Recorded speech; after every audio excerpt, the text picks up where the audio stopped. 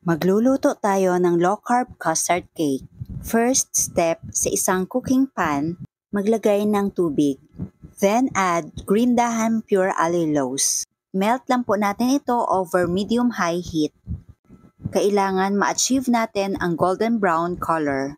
Now add green dahan vanilla flavor. Tandaan, huwag po i-overcook ang caramelized sugar dahil magiging mapait po ito. Ngayon, transfer na po natin sa molder. Then, set aside. Ngayon, separate natin ang egg yolk sa egg white. Ang list of ingredients ay ilalagay ko sa last part ng video na ito. If you love this recipe, please like and share and follow me for more low-carb recipes and health tips. Pagkatapos, set aside muna natin ito.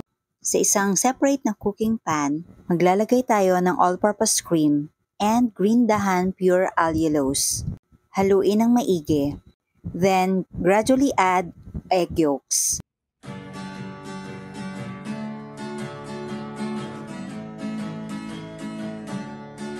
Then add green dahan vanilla flavor.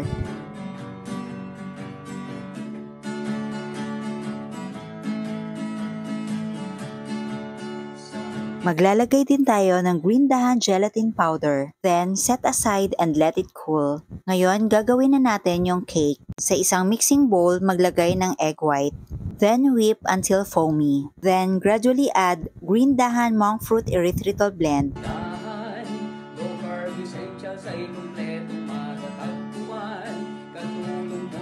Ngayon, maglalagay tayo ng green dahan vanilla flavor and egg yolk. Ngayon, maglalagay tayo ng green dahan baking powder and almond flour.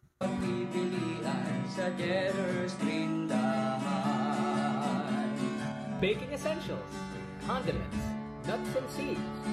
At set aside muna natin ito. Ngayon, mag-assemble na tayo. Isalin na ang all-purpose mixture.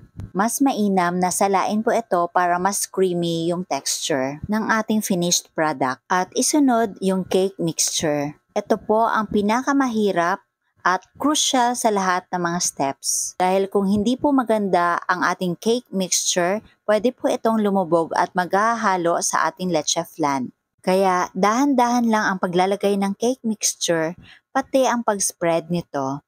Sa ibang mga luto ng custard cake, mas makapal ang cake kaysa sa custard o leche flan. Pero itong sa akin, mas makapal ang leche flan kaysa sa cake. Kaya depende po yan kung anong gusto nyo. Ngayon, cover na po natin ng foil at steam lang po natin ito for about 40 to 50 minutes. Ngayon, tanggalin lang po natin ang cover, then put in the chiller for about 2 hours. Oils, coconut products, superfoods, herbs and spices, low-carb breads, kakanin, at may sugar-free ulam pa. Happy ang pamimili sa Jetter's Green Dahan! Ngayon, isalin na natin sa serving plate. Dahan-dahan lang po ang pagbaliktad para hindi mababasag yung leche flan. Dahan, low-carb essentials ay kumpletong matatagpuan. Katulong mo sa pag-ayos ng iyong kalusugan. Marami kang pagpipilian sa Jetter's Green Dahan. Ito na ang ating low-carb custard cake.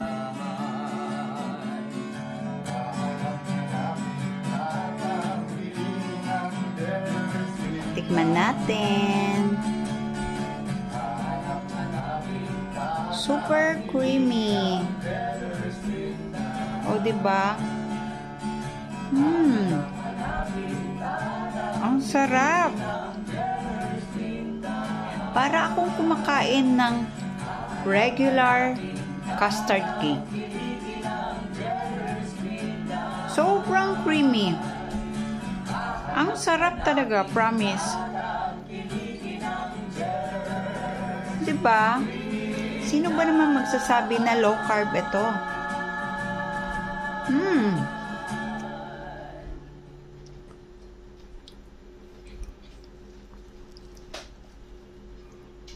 Sobrang creamy talaga, promise.